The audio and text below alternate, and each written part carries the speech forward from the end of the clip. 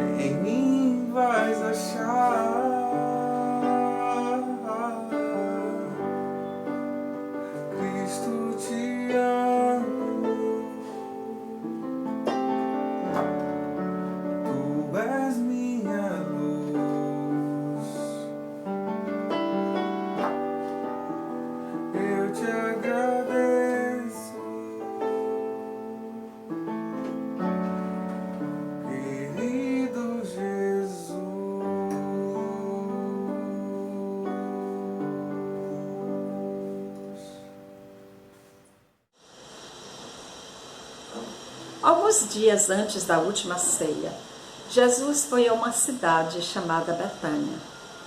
Estava com seus discípulos em casa de Simão. E com eles estavam presentes muitos amigos e amigas. Lázaro, o que tinha sido ressuscitado, estava lá. E era objeto de muita curiosidade, pois todos queriam vê-lo e conhecer a pessoa que tinha feito um milagre tão grandioso. Jesus estava feliz com seus amigos, numa ceia alegre, sem a expectativa do sofrimento que teria que passar. Algumas mulheres serviam à mesa, outras sentavam-se perto de Jesus para ouvir os seus ensinamentos. O texto não menciona a comida que estava sendo servida, mas imagino que tenha tido algumas iguarias trazidas especialmente para o mestre. Afinal, o dono da casa tinha sido curado da lepra e, portanto, queria demonstrar o seu agradecimento a Jesus. De repente, a sala encheu-se da fragrância de um precioso perfume. Uma mulher tinha se aproximado de Jesus, trazendo um vaso de alabastro com um preciosíssimo perfume de nardo puro. E, quebrando o alabastro, derramou o bálsamo sobre a cabeça de Jesus. O nardo era um perfume muito caro. Além de suas propriedades medicinais, era utilizado para a unção de reis e profetas e também para a unção de mortos. O gesto da mulher provocou reações de críticas, especialmente por alguns discípulos que consideraram um desperdício. Mas Jesus, mais uma vez, olha o coração bondoso e agradecido daquela mulher e pede que, por onde for anunciado o Evangelho, que seja mencionado aquele gesto de amor. Chegando em Jerusalém, 2 dias após aquela festa, Jesus convidou seus discípulos para celebrar a Páscoa. Seria a última ceia. E naquela oportunidade já não sentia a mesma alegria de antes. A traição, o sofrimento, a morte já estavam por vir. Enquanto comiam, Jesus tomou o pão, deu graças, partiu e deu aos seus discípulos, dizendo: tomai e comei, isto é o meu corpo. Em seguida tomou o cálice, deu graças e ofereceu aos discípulos, dizendo: bebei todos, isto é o meu sangue, sangue da nova aliança. Imagino que Jesus ainda sentia o perfume de nardo em seus cabelos. Sabia que a mulher tinha antecipado a sua unção para a sepultura. O gesto daquela mulher o fazia lembrar de como é importante a memória de um gesto de ternura. Talvez por isto mesmo, ao fim da ceia, convida seus discípulos e a todos nós: fazei isto em memória de mim. Numa mesa da ceia do Senhor, onde se partilha pão e vinho, tem espaço para partilharmos mais do que pão e vinho. A ceia do Senhor nos inspira a partilhar os perfumes de nosso viver. Na arte do encontro, no compromisso com a comunidade e nos gestos de ternura com os irmãos. Debulhar o trigo, pão, separa a cana, mel, afagar a terra, chão, desejos da terra. Debulhar o trigo, recolher cada bago do trigo, forjar no trigo o milagre do pão e se fartar de pão. Descer para a cana, recolher a garapa da cana, roubar da cana a doçura do mel, se lambuza de mel. Afagar a terra, conhecer os desejos da terra, se o da terra propícia estação e fecundar o chão. debulhar o trigo, o pão, descer para a cana, mel, afagar a terra, chão, desejos da terra.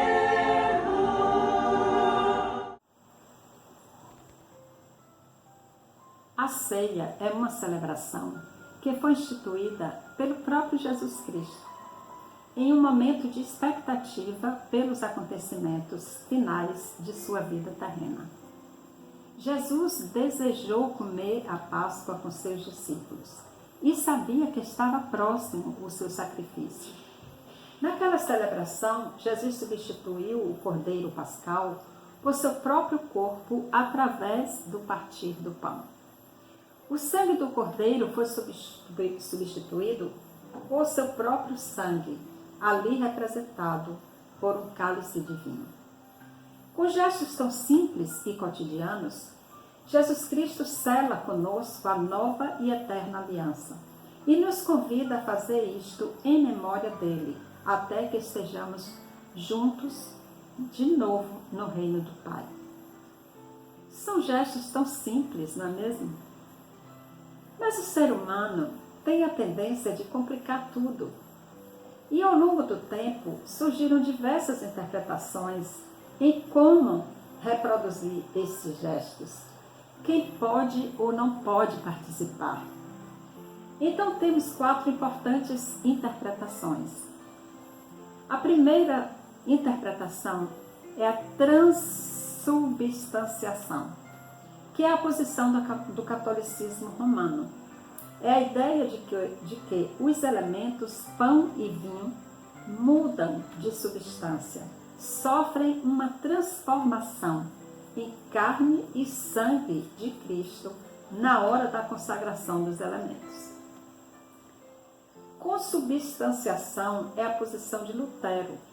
É a ideia de que pão e vinho não se transformam em corpo e sangue, mas estão presentes, juntamente com a carne e o sangue de Jesus.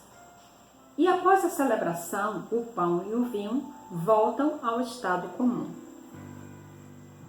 Uma terceira posição é a memorial. É a posição de Zwinglio. Zwinglio foi um reformador contemporâneo de Lutero. E no seu entendimento, a expressão "isto é o meu corpo" não pode ser entendida literalmente e descarta qualquer possibilidade de presença real de Cristo na ceia. Ou seja, a ceia é apenas um memorial, uma recordação da morte e do sacrifício de Jesus Cristo. E foi justamente esta discordância que houve desentendimentos entre eles. O meio da graça é a posição de Calvino. É a ideia de que o Cristo está presente espiritualmente na ceia como alimento para nossas almas. Portanto, é um meio de graça. Quando lemos a história da igreja primitiva e as instruções apostólicas, encontramos várias referências que mostram que os primeiros cristãos levaram a sério os ensinamentos sobre a ceia. Porém, algumas igrejas ficaram bastante animadas, exageradas, cometendo abusos e se distanciando da essência da ceia do Senhor. Foi necessário, então, a intervenção do apóstolo Paulo, através de cartas ou presencialmente. O capítulo 11 do 1 Coríntios é um apelo à boa conduta daquela comunidade e muitos conceitos chegaram até nós estabelecendo limites e diferenças entre as igrejas evangélicas com relação à ministração da ceia. Uma das mais importantes variações são relativas a quem pode participar. E para facilitar a compreensão, foi assim relacionada. Primeira ceia ultra restrita. É aquela que somente os membros batizados da igreja podem participar da ceia do Senhor. A ceia restrita é aquela que onde somente os membros da mesma denominação e ordem podem participar da ceia do Senhor. A ceia livre é aquela que compreende que a igreja é tanto local quanto universal, tanto visível quanto invisível. Portanto, todo crente professo e batizado é convidado a participar da ceia do Senhor. A ceia ultra livre ou aberta é aquela que defende que todos devem receber o pão e o vinho, independentemente da fé que professa, da denominação, das condições individuais. A mesa é do Senhor Jesus e Ele convida todos e todas ao banquete sagrado. É assim que a Igreja Batista Nazaré procede. E por que o pão e o vinho? Qual a simbologia do pão? Qual a simbologia do vinho? Vamos ver em seguida.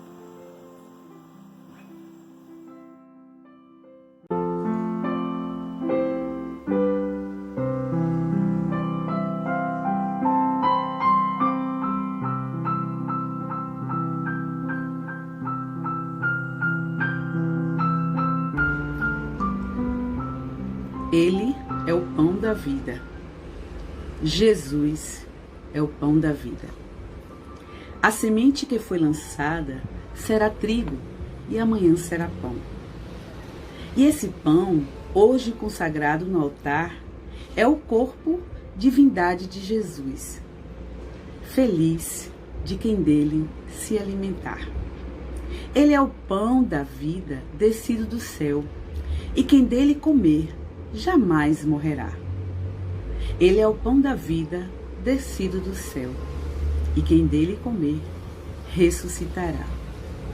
Quem vem a mim não terá fome. Quem crer em mim nunca mais terá sede. Sou o pão vivo que desceu do céu, disse Jesus. Venham todos ao banquete de amor, feliz de quem dele se alimentar. Toda mão trabalhadora que a semente ao chão lançar, Deus usará como instrumento, que levará a partilha do pão. Feliz de quem dele se alimentar. O pão nosso de cada dia nos dai hoje. O pão nosso de cada dia faz parte da oração universal. A oração em que Jesus nos mostra o elemento pão como sendo o nosso sustento material. Que não nos falte o pão de cada dia. Mas, em nossa vida espiritual, o pão representa o corpo de Cristo, que nos edifica e sustenta. E em João 6,35, Jesus declara: eu sou o pão da vida. O que vem a mim jamais terá fome. E o que crê em mim jamais terá sede. Feliz de quem dele se alimentar. Feliz de quem comer o pão da vida. De quem seguir a Jesus Cristo. Feliz de quem dele se alimentar.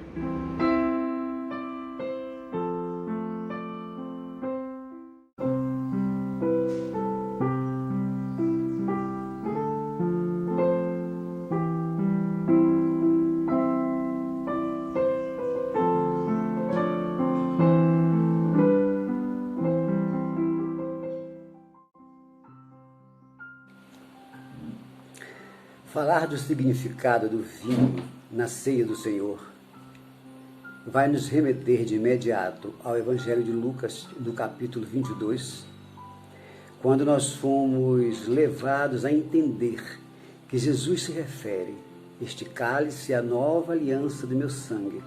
Jesus está falando da própria vida dele, que estava sendo naquele instante derramada.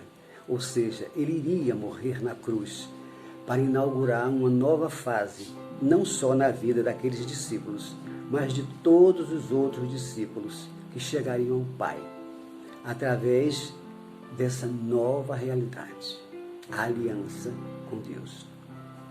E aí vamos lembrar que Jesus mostra que a visão dele para aquele momento do cálice, do vinho em si, estava apontando para que a ceia nos leva a lembrar de algo, ou seja, Jesus mostra que o sangue, ele liga a nossa vida com Deus, porque antes de Jesus morrer e derramar o seu sangue na cruz, as alianças eram celebradas com sangue de animal, ou quando duas pessoas se uniam num pacto, elas faziam pequenas cisões em seus punhos e se uniam dizendo: nós estamos ligados e nós não vamos nos afastar.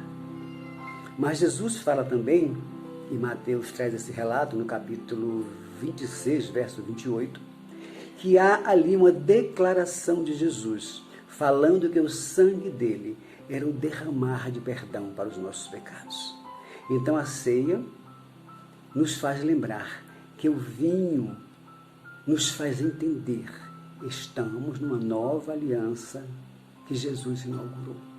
Uma aliança de paz, uma aliança de vida, uma aliança de graça.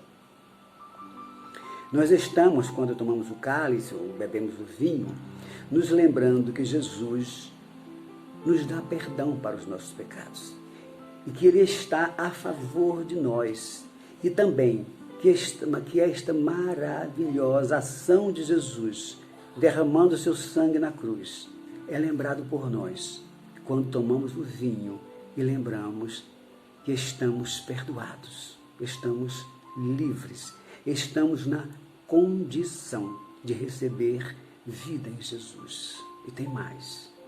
Ali, quando tomamos o vinho e celebramos a ceia, estaremos nos lembrando: Jesus voltará.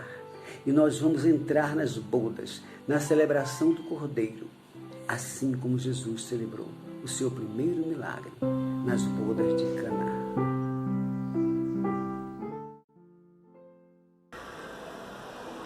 Como vimos, a ceia do Senhor é uma celebração que nos recorda o profundo amor de Deus por cada um de nós.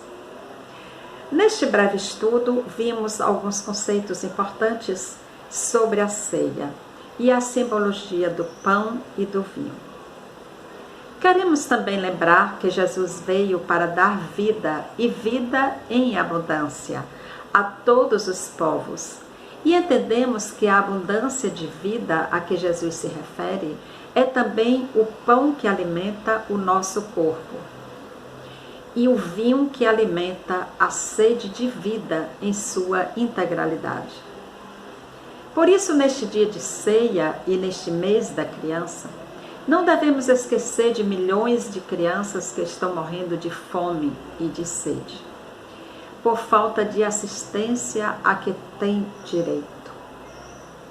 Não devemos esquecer que sangue de nossos irmãos e irmãs está sendo derramado nas terras indígenas, nos quilombos, nas florestas, nos espaços de defesa do meio ambiente, nos espaços domésticos e no asfalto.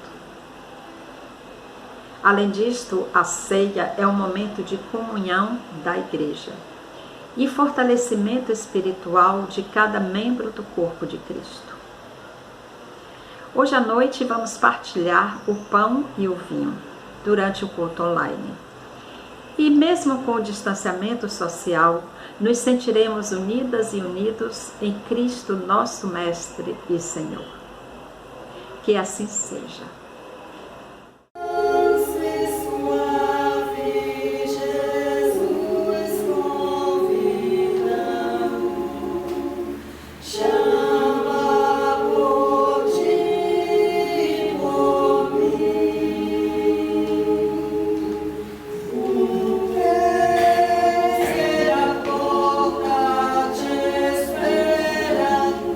Velando, velando.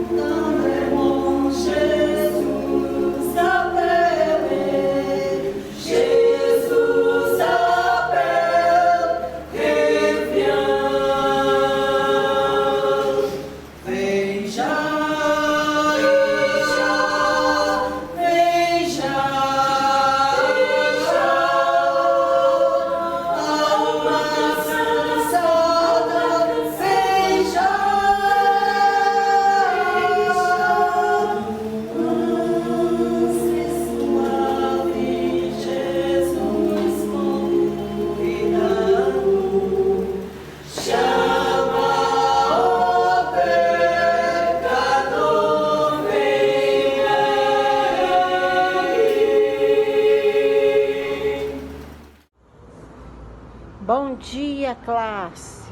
Venho hoje aqui fazer oração, participar um pouco com vocês. Vamos orar. Grande Deus e eterno Pai, ser com cada irmão que está participando, Senhor, deste trabalho aqui da IBM, meu Pai. Ser com o pastor, Senhor, que está à frente desse trabalho, o pastor e a filha dele. Ser com todos, Senhor, que estão trabalhando para que a gente que está em casa, Senhor, que muitas vezes, não consegue participar desse programação da internet, a gente possa participar assistindo em casa, Senhor. Obrigada por tudo que tem feito em nossas vidas e por tudo que o Senhor ainda há de fazer. Ser com a ceia, Senhor, que o nosso coração esteja aberto para receber a ceia do Senhor. Purifica, Pai, cada uma vida aqui. É em nome de Jesus, Pai, que eu te peço, te agradeço, porque grande é o Senhor e digno de ser louvado. Amém.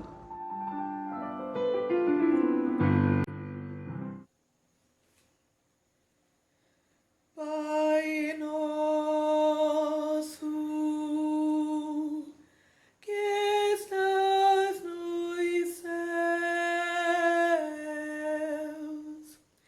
santificado seja o teu nome.